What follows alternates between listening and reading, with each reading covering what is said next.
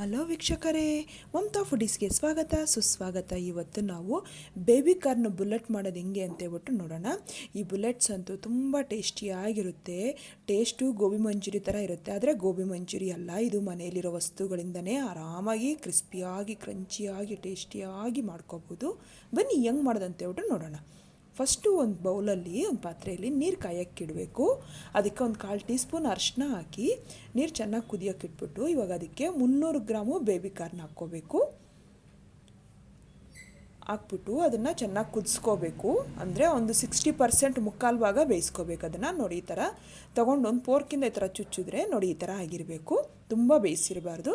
ಇವಾಗ ಇದನ್ನೆಲ್ಲ ತೆಗೆದು ತಣ್ಣೀರಲ್ಲಿ ಹಾಕ್ಕೋಬೇಕು ತಕ್ಷಣಕ್ಕೆ. ಆವಾಗ ತುಂಬ ಬಾಯ್ಲ್ ಆಗೋಲ್ಲ, ಅಂದರೆ ಮೆತ್ತಗೆ ಆಗೋ ಅಷ್ಟವರೆಗೂ ಬೇಯಲ್ಲ ಅದು. ಇವಾಗ ನೋಡಿ ಇದರೆಲ್ಲ ತಣ್ಣೀರಲ್ಲಿ ಹಾಕಿಟ್ಟಿದ್ದೀನಿ ನಾನು.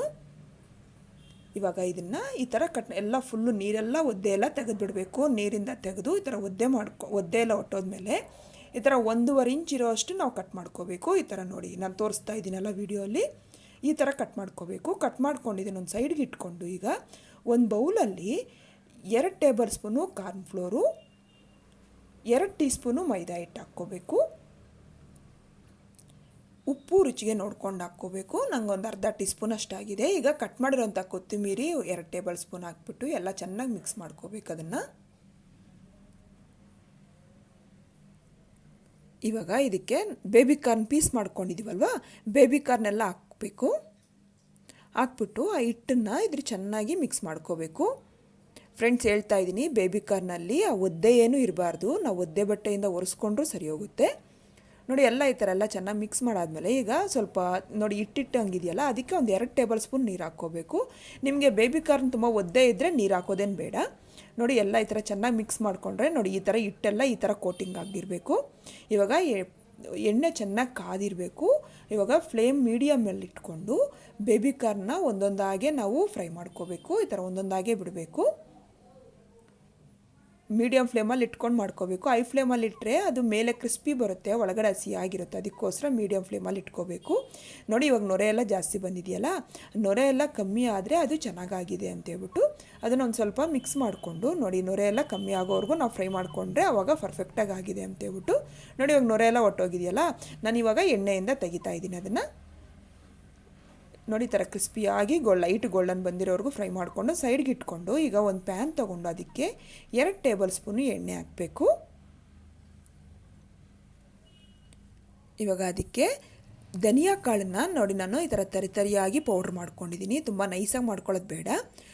1 ಟೇಬಲ್ ಸ್ಪೂನು ಬೆಳ್ಳುಳ್ಳಿನ ಈ ಥರ ಚಿಕ್ಕದಾಗಿ ಕಟ್ ಮಾಡಿ ಹಾಕ್ಕೋಬೇಕು. 2ರಿಂದ 3 ಹಸಿಮೆಣ್ಸಿನ್ಕಾಯಿನ ಕಟ್ ಮಾಡಿರೋದು ಹಾಕ್ಕೋಬೇಕು. ಹಾಕ್ಬಿಟ್ಟು ಇದನ್ನು ಒಂದು ಸ್ವಲ್ಪ ಫ್ರೈ ಮಾಡ್ಕೋಬೇಕು. ಮೀಡಿಯಮ್ ಫ್ಲೇಮಲ್ಲಿ ಇಟ್ಕೊಂಡು ನಾವು ಫ್ರೈ ಮಾಡ್ಕೋಬೇಕು. ಇವಾಗ ಇದಕ್ಕೆ 2 ಟೇಬಲ್ ಸ್ಪೂನು ಟೊಮಟೊ ಕೆಚಪ್ ಹಾಕಬೇಕು. ಅದಕ್ಕೆ ಉಪ್ಪು ಸ್ವಲ್ಪ ಹಾಕಬೇಕು, ಯಾಕೆಂದರೆ ಕೆಚಪ್ಪಲ್ಲಿರುತ್ತಲ್ಲ ಅದಕ್ಕೋಸ್ಕರ.